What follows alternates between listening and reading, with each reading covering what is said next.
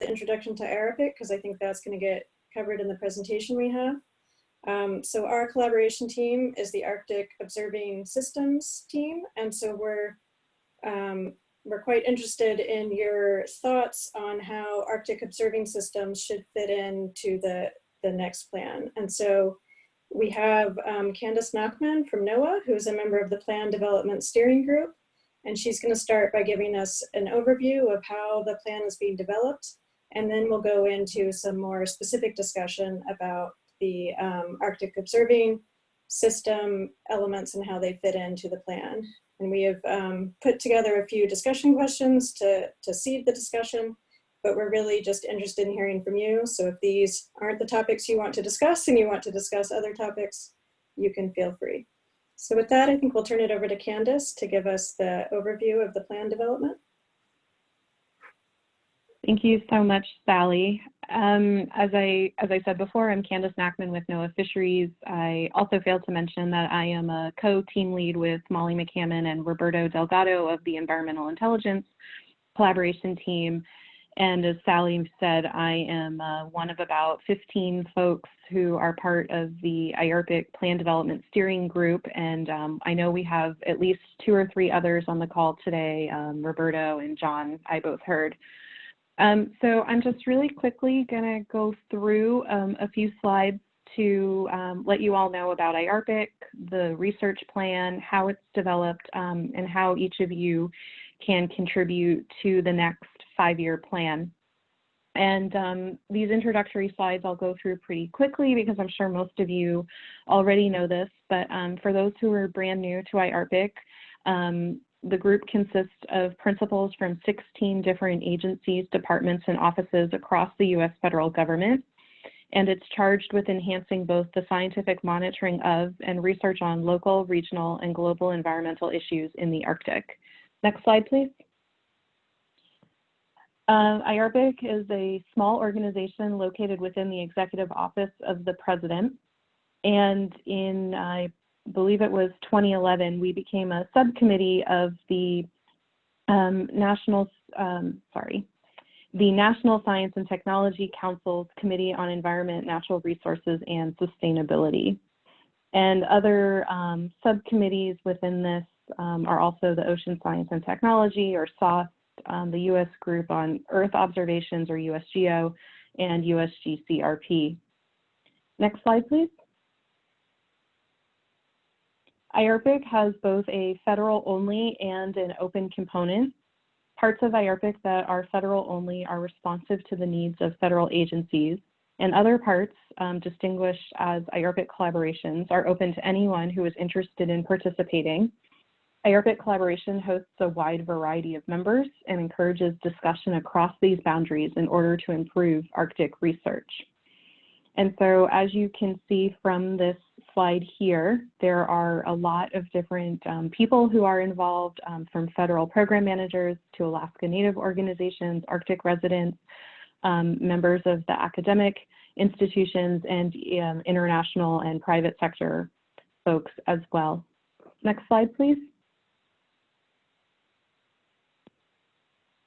When we put together the current research plan that covers the years of 2017 through 2021, we developed 4 policy drivers, which are enhance the well-being of Arctic residents, advance stewardship of the Arctic environment, strengthen national and regional security, and improve understanding of the Arctic as a component of planet Earth. We then used these 4 policy drivers to help develop 9 research goals, and each of these research goals has a collaboration team that is associated with it. And as you all know, for the environmental intelligence team, there are also 3 sub-teams. And within each of these research goals, there are several performance elements that help us advance the goals and the drivers in the current research plan. Next slide, please. By law, IArctic develops and implements an Arctic research plan every 5 years with the goal of improving the collective impact of federal agency investments in Arctic research. And right now we are beginning the development of the Arctic Research Plan to cover years 2022 through 2026. It is drafted based on the intent of the agencies that comprise IArctic and the work and their work in the Arctic, and also on the needs of northern communities and the non-federal research community.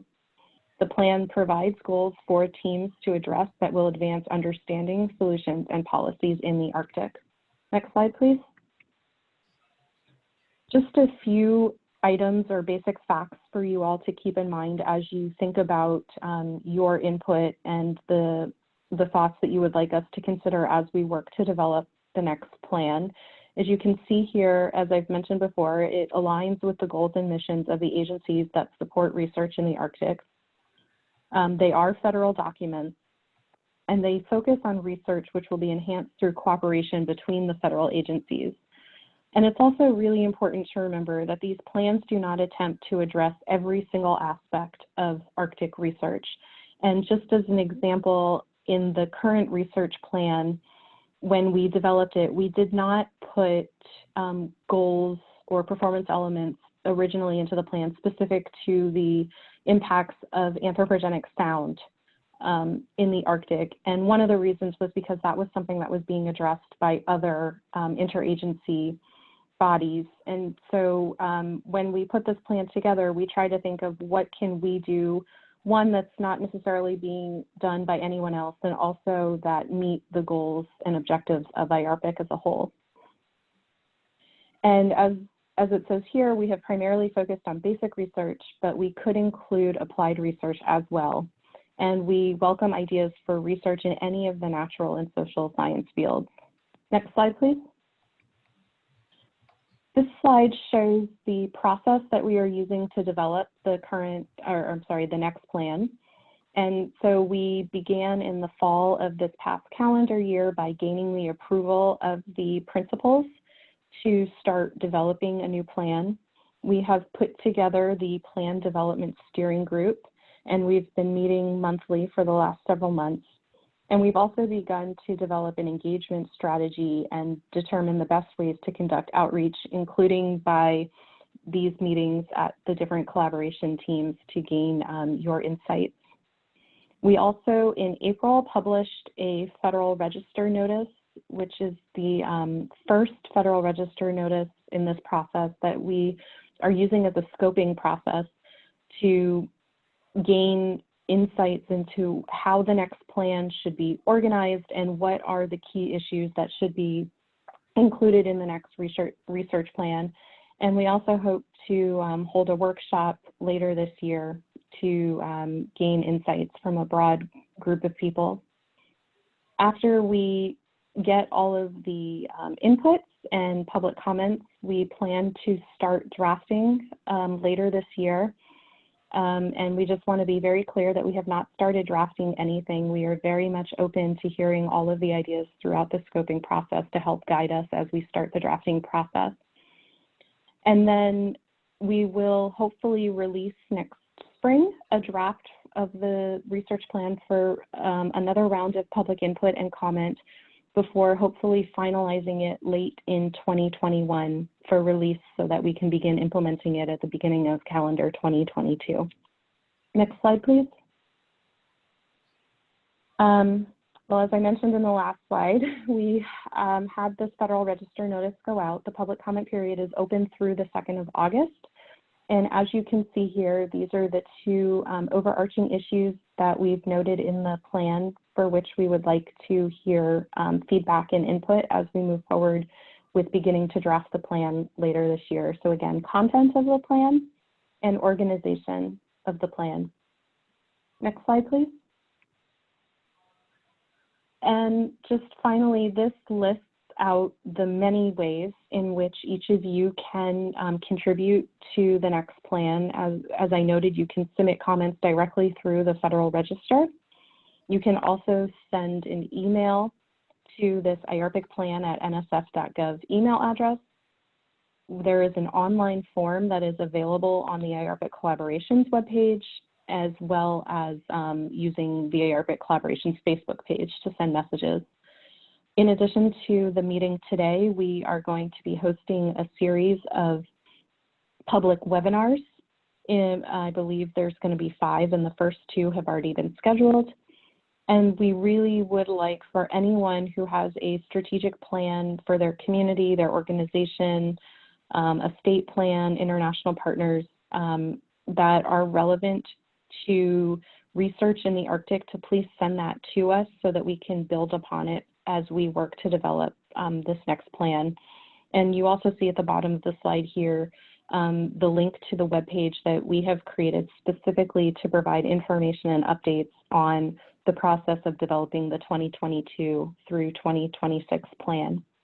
And on the final slide, which is next, you will see the information both for Nikush Carlo, who came on board a few months ago as the Plan Development Director, and she is helping to guide our steering group and make sure that we accomplish our tasks and goals and keep us on track.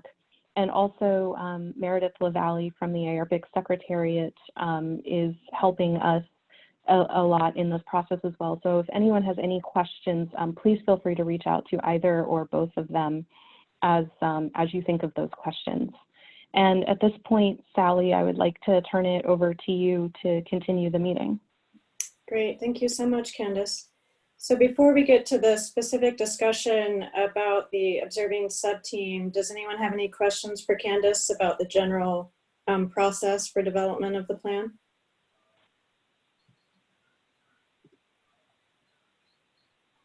Okay, I'm not hearing or seeing anything, so I think we can start our discussion. So as I mentioned, sorry. Oh, sorry. Yep. Sorry, Sally. And I'll just mention if anyone types a question into the chat box, if you could just read it to me since I'm on the phone only. Right. Yes. Thanks for the reminder. Thank you. Yeah. So Hazel, I think you can pull up our list of discussion questions. So as I said, the co-chairs put together sort of a list of questions to kind of start off the conversation, but we are open to other thoughts. And one of the things, just to note, that we will be synthesizing any of the comments you say either verbally or if you have comments you want to put in the chat. The co-chairs will be gathering those and providing those as input to the development steering group. So the first question that we started with is a bit more about the structure of the plan. So kind of to Candice's second note on the types of input they're interested in. So currently, our team is within the environmental intelligence theme, and then we have sub-teams of observing, modeling, and data within that environmental intelligence area. So one question we have for the community is whether you think that that sub-team structure works well, or do you think it would be a more effective approach to integrate those topics within the more thematic science groups? Right now, we often have joint meetings with some of the science groups to connect them, but another way would be to have these elements more integrated within each thematic group. Yeah, this is John Toole. I'm actually interested in where those 9 focus themes originated. Was that coming out of the same sub-team structure? Because I think this is mentioned elsewhere, but I note that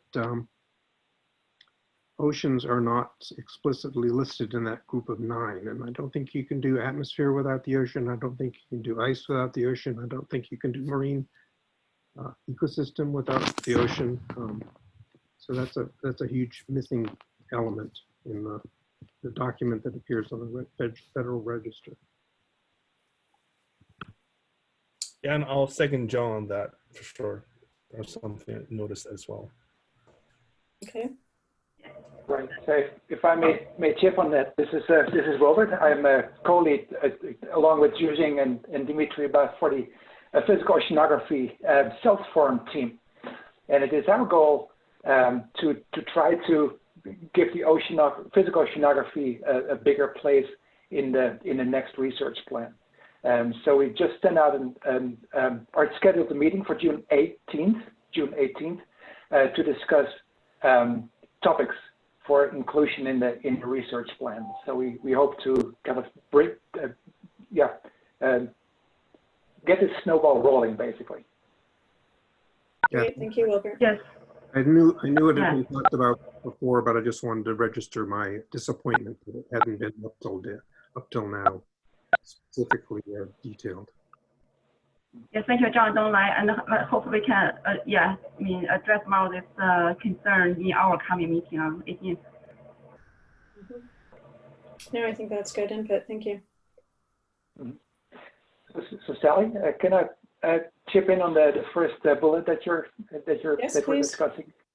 So I'm a modeling sub-team co-lead, and it's been my experience that we've been very effective in kind of cutting across the different collaboration teams, but we really have not been very effective, I think, in interacting with the EICT, the Environmental Intelligence Collaboration Team. So in my opinion, it would not be bad if these observing, modeling, and data teams would be kind of reconfigured as maybe kind of cross-cutting teams that would interact with all the thematic collaboration teams.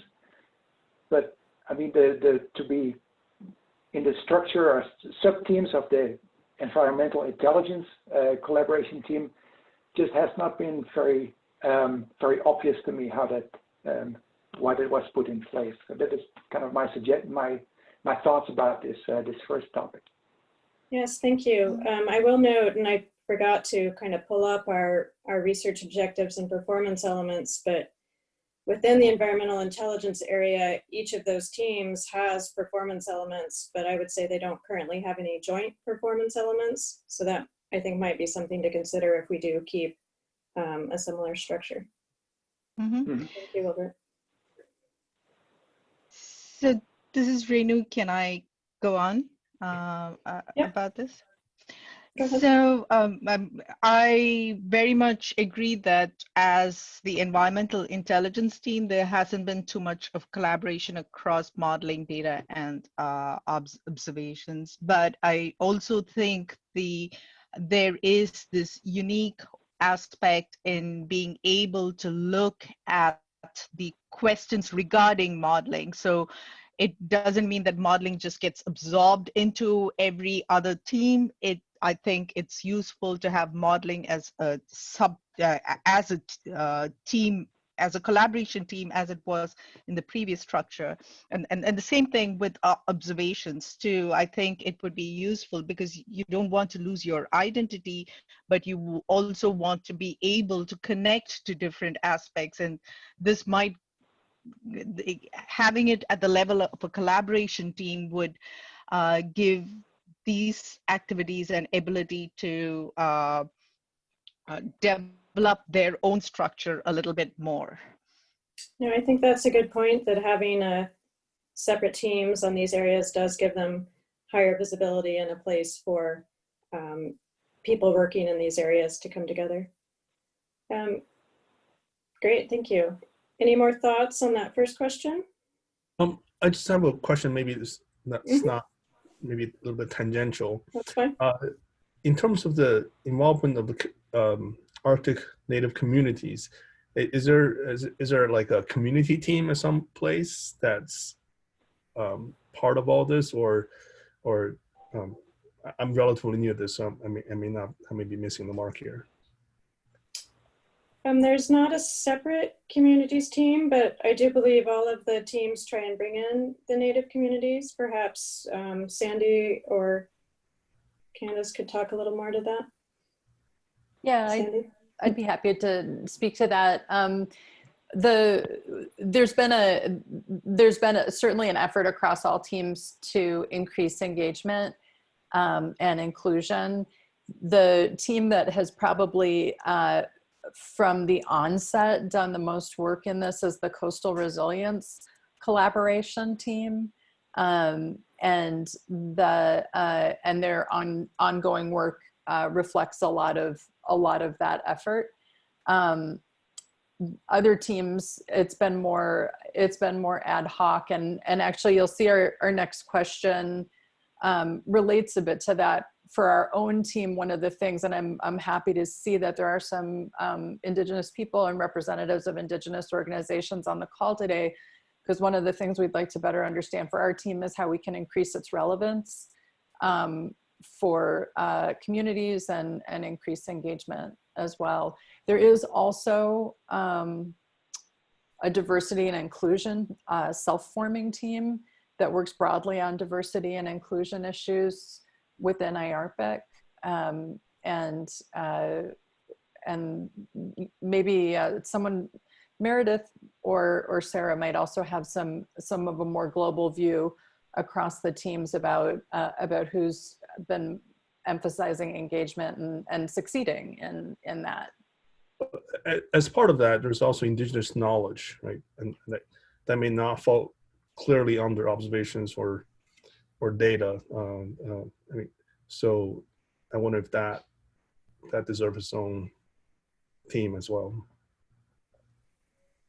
Yeah, and this is Candice, if I can jump in for a second. And it's a really great point, and something actually that in our plan development steering group that we've been talking quite a bit about. And as I mentioned in my presentation, within our steering group, we have a subset of people who are part of an engagement team, and we have spent a lot of time talking about specifically how to better engage with Alaska Native and Indigenous communities, because we know that getting their input in these early scoping stages is critical to developing the next plan and how we can do a better job with the next plan, because you know, as Sandy mentioned, it's primarily fallen to the Coastal Resilience Collaboration Team, where Indigenous voices have engaged the most.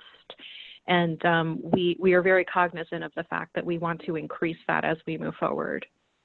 So any thoughts and comments that you have, we would very much appreciate you put forward for us to consider. Thank you, Candice. Hey, Sandy, could I add to that? Yeah, jump on in. Okay, awesome. And I appreciate was that Donglai to bring up the topic of Indigenous knowledge, and I think that would be something, to work with Indigenous knowledge holders and organizations on, kind of identifying what that would look like. But then I think to the second question, more towards the second question, I feel like is, looking for, more diverse ways other than like some of these Zoom collaboration teams. I feel like, it's really difficult, for myself and several other folks to follow and regularly participate, in the collaboration teams, because they are separate, and look for better opportunities and ways, outside of Zoom, how what might that look like, and also maybe even in some forms and formats, to better communicate with, both knowledge holders and community leaders, right? Because I think both need to be engaged a lot better. Great, thank you. Rachel, can I ask a follow-up question on the formats piece? Do you have, I mean, obviously in our current situation, there's some limitations, but do you have some suggestions about other formats that you would want us to consider? Yeah, and I think, Meredith's been participating in, several forums, where there've been participation from tribes and Indigenous orgs, and, just very briefly, and I think it's probably worthwhile for a number of folks around the call to also provide this in their feedback and comments. But again, I think, things like Facebook Live, newsletters, more local radio shows, and even regional newspapers sharing, stories, information. Those are just some quick examples. Thanks. That's great, thank you. Yeah, hey, this is John Pierce with USGS, and Rachel, thanks a lot for those suggestions. So I've been helping Nakush and Meredith and others try to come up with some of those ideas, and some of the ones you mentioned are new ones for us, so I really appreciate those ideas. Yeah, and on the IArctic page, we've listed some of the ways that we're trying to get the information out and also ask the question of what formats work best to get feedback, and Nakush is also working really hard on that. And I know she's met with a number of Indigenous organizations and regional groups just recently to ask that question, but also to recognize that many of those groups already have their own strategic plans, have their own processes in place and networks that work very well and that they're working on. And so we want to recognize that and support those instead of, maybe just coming in and asking for an information in the wrong way. So she's working really hard to better understand that and figure out how we can, sort of work together on this in an appropriate way, in a respectful way. And on the topic of engaging, but moving in a slightly different direction, we're also trying to work harder with an IArctic to engage with the early career research community. And I know a couple of people introduced themselves on the call as PhD students, and we're very happy to have some early career researchers on. So we'd also be interested in your perspectives on how we can best engage with the early career research community and get your input on priorities as well, because I think that's another area that we've heard that we could use some improvement on. Sally, this is Chima. I actually have a comment about the previous question before going. Please. I had some experiment doing some social science studies next to my PhD, which is hard science. But maybe doing something like a focus group for Indigenous groups to understand how familiar they are with the whole idea of these groups, and then how they can, it's like a whole process. You need to go through the whole understanding of how to define the questionnaires, but basically that helps to have a background idea that how they understand what are their needs, and then maybe that helps to connect the community better. Mm-hmm. Great, thank you. Another good idea. Any other comments on that second question about co-design of observing systems?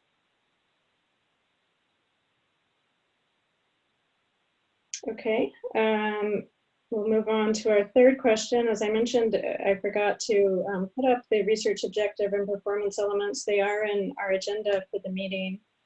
I don't know if Hazel can pull them up really quickly. But so one question is whether we want to continue with those or think of new ones. And so we had pretty broad research objective, which was to enhance multi-agency participation in new and existing activities to improve best practices, coordination, and synthesis of Arctic observations toward a fully integrated interagency U.S. Arctic observing network. So I would say that we certainly haven't completely met that research objective, so there's certainly more work to be done. But it is also a fairly overarching and broad objective. And then under that, we had two performance elements. One was to coordinate U.S. agency and collaborators' support for and participation in the International Sustaining Arctic Observing Networks, or SAON process. And the second one was to work with the research community and other stakeholders to develop the concept of multi-agency research coordination networks to advance observational science and promote broad synthesis within thematic research communities. And again, I would say maybe compared to some of the other performance elements, both of these are fairly broad and wide-reaching. And so one of the questions we've had on our team is whether there's some benefit in having some questions that maybe are a little more, or performance elements that seem a little more approachable, perhaps, or whether it's good to keep with these very, I would say, wide-ranging, but gosh, the words are not coming to me. Things that are, I think, very aspirational, but maybe will take a while to achieve. Or should we move in another direction altogether in terms of what the observing goals and research objectives should be? I think it's important to be aspirational, especially in when you don't know what the near-term funding scenario or political climate is. To have a longer-term view is important.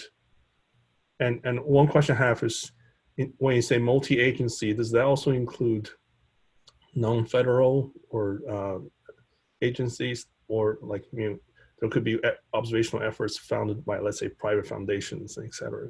How does that fold into all this? Yeah, I think that's a good point. I mean, I think often when interagency or multi-agency is referred to, people do take it to mean only federal, but I think in IARPIC, we're open to a much broader view of agency beyond that, certainly state agencies as well. And I think how to better incorporate private industry is a very good question in the observing networks. This is John again. One concern I have that I think it's critical that IARPIC coordinate with the SAON process, because so much of the Arctic is within exclusive economic zones of the bordering countries. And without international collaboration and coordination, we can't observe the Arctic as a whole. And in particular, I'm increasingly frustrated trying to work in part of the Arctic that is under Russian control.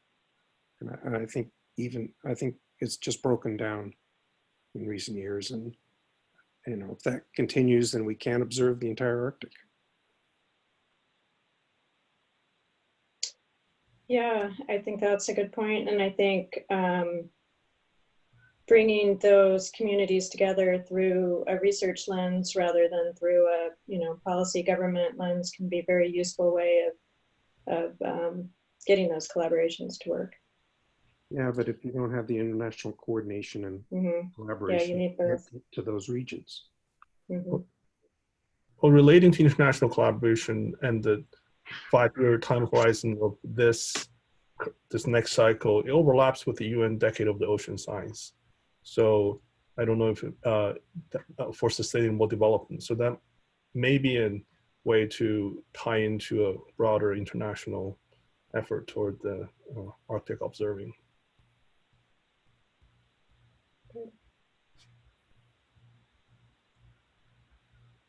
So, hey, this is Rene Cusco. Can you hear me? Yes, we can. Go ahead, Rene. So 2 thoughts and to the previous individual who was talking about his challenges in dealing with Russia. In October is going to be the 3rd Arctic Science Ministerial. And there's a bunch of documents that are circulating around for input, and which I think your comments should be captured. And so I don't know if you work for a federal agency or if you work for a non-federal agency, but I think it would be important for your comments about the concerns you have about engaging with Russia should be captured as part of the U.S. input for the Arctic Science Ministerial. Number 2 is the Arctic Council has recently negotiated an international science agreement with the goal of eliminating these challenges that folks are having in conducting their research efforts. And so I think it might be worthwhile for you to find the U.S. point of contact and have a chat with that individual about how that agreement can be used to help facilitate your particular project. So I don't know if any of that is helpful to you. Over. Yeah, thanks. John Farrell of the U.S. Arctic Research Commission is the U.S. point of contact for that Arctic Council agreement. Right. I mean, I specifically mentioned Russia, but it's true. If you look at an international map of the Arctic, there's maybe 2 square miles of international waters. And so without international coordination on the governmental level, we can't observe the entire Arctic. Mm-hmm. Yeah, no, that's a very good point. Thank you. Other thoughts on our existing performance elements?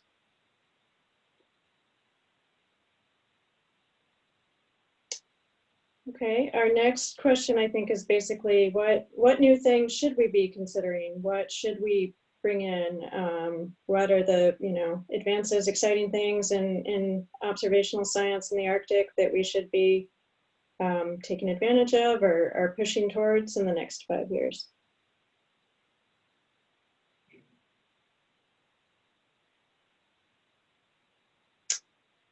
Nothing new and exciting in Arctic observational science. I'll say it again. I mean, ocean. There are new exciting things about the ocean. Free drifting profiling floats that can sample the ocean and come up to the surface and send data back. There's new technologies to measure the ocean. Yeah, there has been a lot of them. Mm-hmm. Autonomous systems, they incorporate intelligence into them. I think that can be a testing ground for even when we're talking about other planets, when we're walking under ice, oceans under ice. So that type of technology would be a natural fit.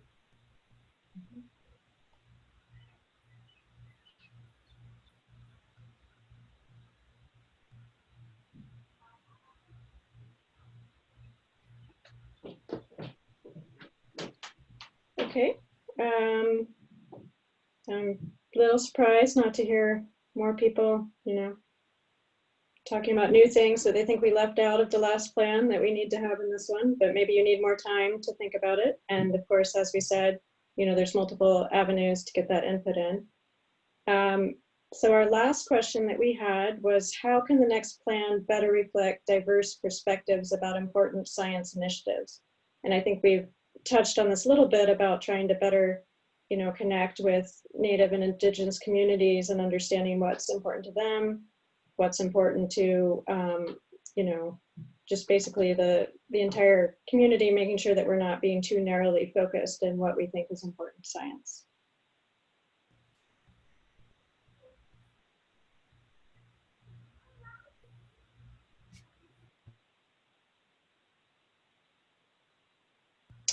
Yeah. Go ahead. What you mentioned earlier about the early career people, I think just if you expand on that, the perspective of young people in general, and it's their future, and the changes in Arctic will impact their life more than me and folks who are older. So giving a voice to them will be important. Okay, thank you.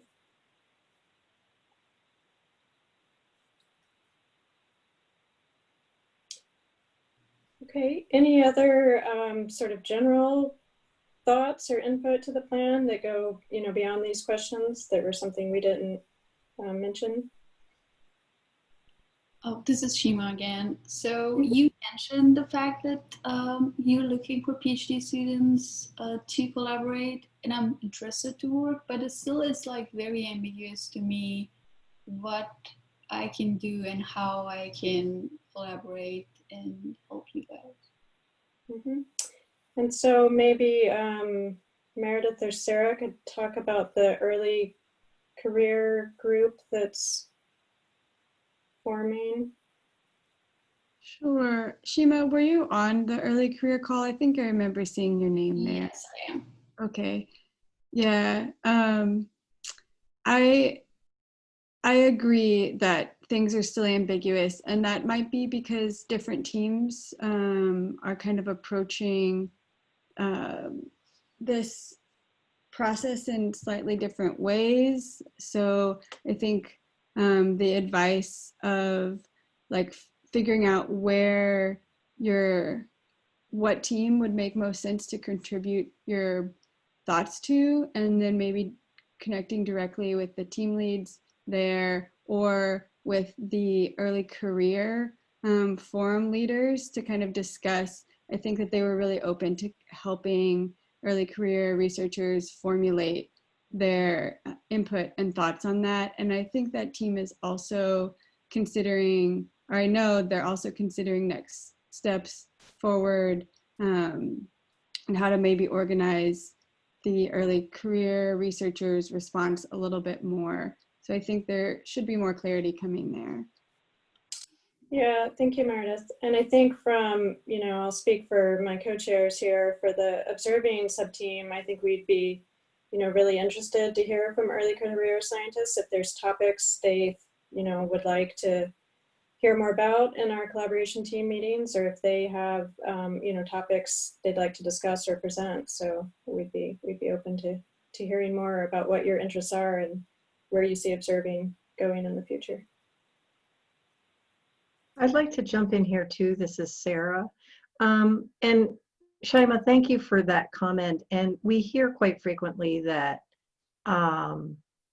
it's intimidating to think about approaching these collaboration teams and how you can play a role in those teams. And so I think this is it's a long-term issue of how to integrate early career scientists in a more meaningful way in these teams, not just in the plan development.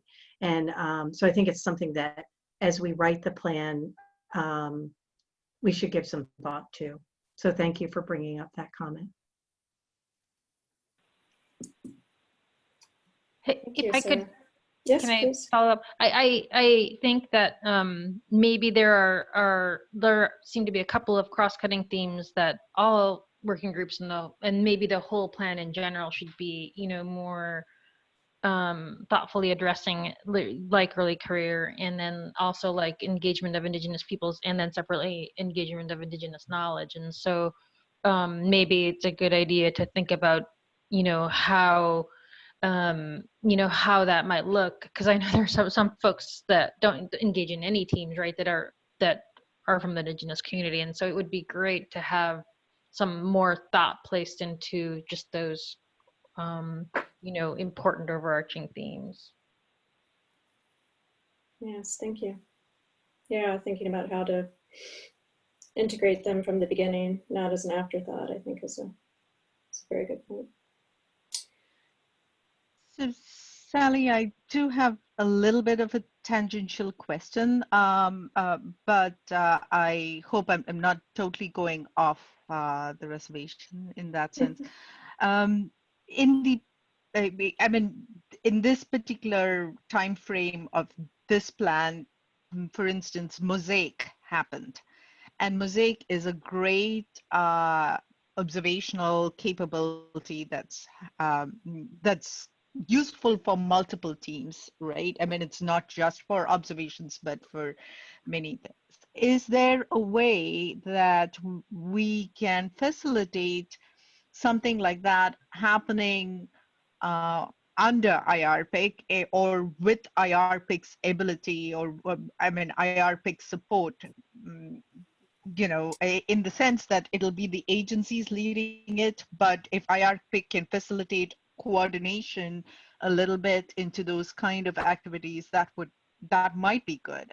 It's just a thought, but yeah, no, I've got a clarification question. Do you mean should IArctic try and coordinate something like Mosaic in the future, or should IArctic try and coordinate now research activities related to all the observations that Mosaic has taken, or both maybe? Both. The thing is, once the data is there, people will go ahead and use it. But why not take the lead and move the science also forward? In which case, it would be extraordinary. And it's a great place where so many different people, so many different agencies come together. So if the ideas from here can spark something bigger in terms of science and in terms of connections with communities, it would be great. Just a thought. It's not easy, but. No, that's good. Thank you. So I see that we only have about 5 minutes left. I think we just had an hour for this meeting, right? Yeah, that's right. So does anyone, and I'm supposed to be synthesizing what you have all said and, and repeating it back at the end of the meeting, but I just wanted to see if anyone has any last comments or topics we haven't gotten to that they want to bring up. I just want to mention two things. I don't know if it's within the scope of IARPIC to discuss. One is the infrastructure for the Arctic and for research, and whether I mean, we all know that there's a limited number of icebreakers in the U.S. fleet, and that might be an issue. And along with that, are there ways to think about that innovatively? Can we complement icebreakers with something that will allow us to asymmetrically increase our capability in the Arctic? And another thing related to that would be, is IARPIC any advocate for funding in general for the Arctic science community, or that's outside the scope since it's part of this the executive branch? I don't know, but I think any kind of aspirational goals, big projects like Mosaic, that type of collaboration will require the necessary funding to make it all work. Yeah, I think the point about infrastructure for Arctic research is a very good one. I'll maybe let Sarah comment on what IARPIC can or can't advocate for. Yeah, and thanks for the comment about infrastructure. One comment that's been coming up as well is telecommunications as a really important point as well, and the need to address that issue as well. On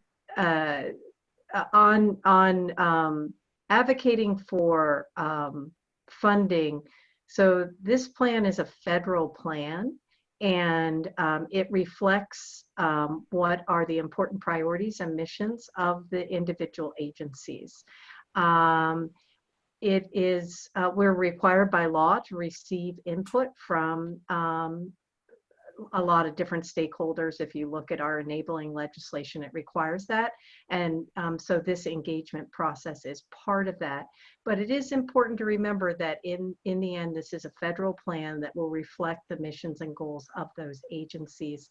And because of that, it is, it's quite difficult to be aspirational about large projects, things like Mosaic, unless they are already planned by agencies to undertake.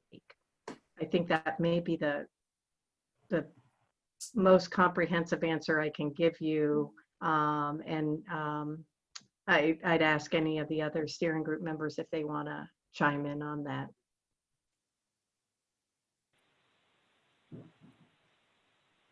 Okay, thank you, Sarah. Hazel, maybe you can bring back up Candice's slide that showed all the different ways that people can provide input to the plan while I try and sort of synthesize what we heard and what we'll kind of take back to the steering group. So, I mean, I think there was a strong feeling that oceans needed to be more clearly a thematic area in a new plan, and more focus needed to be put on that. In terms of the structure of our group, there weren't really strong voices to change the structure, but that perhaps we needed to have more interactions between the elements of environmental intelligence. We needed to have we needed to have more thought and more ideas on how to engage Native communities, Indigenous communities, early career scientists, early career, not early career, young members of communities. Basically some real thought into how to get a more diverse group engaged in IARPIC and in the plan. We needed to, speaking of diverse groups, we also could think more about private organizations and not just a federal agency approach. it was important to continue the strong international collaborations. There's a lot of exciting new technology in terms of ocean observations and autonomous systems that could be taken advantage of in the next plan. And thinking about ways to coordinate either around research opportunities coming out of Mosaic, or how to coordinate large efforts like that within the constraints that Sarah just mentioned in terms of aspirational planning would be useful. And then we should think about infrastructure for Arctic research.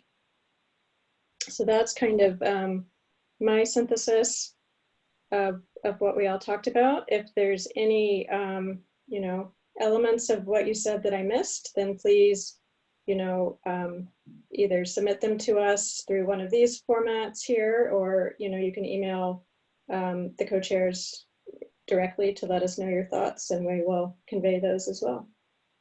Sally, I just want to make a point that in terms of the community engagement with Native, I feel like indigenous knowledge is somewhat of a separate thing. It's not just engaging the community. It's knowledge. And yes, thank you for that clarification. I appreciate that. Okay, so engaging the community and bringing in indigenous knowledge. Okay, any other corrections or clarifications to my synthesis? It would be helpful. If I mischaracterized anything else, I'd appreciate it. All right, so then I think the other last thing on our agenda, we are going to skip the updates, obviously, as we're out of time, but just a brief advertisement of our next meeting.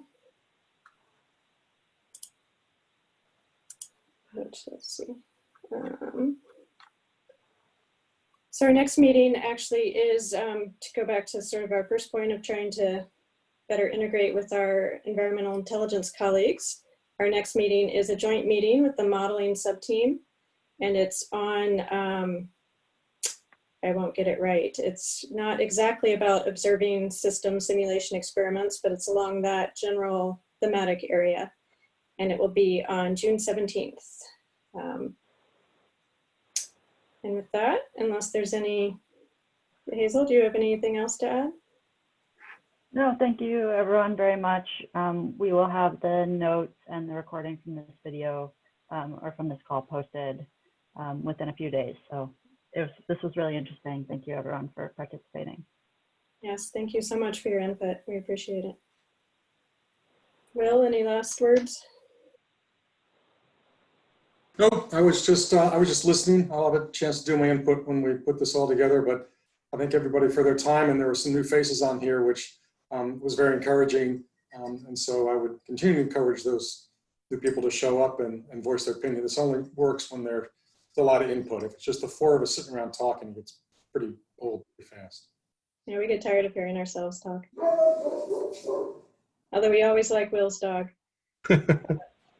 Sandy, anything else? No, just adding my thanks, particularly for the people who are joining for the first time. Great. Well, thank you all, and have a good afternoon or evening. Thanks, Sally. All right, thank you. Take care. Bye. Thank you.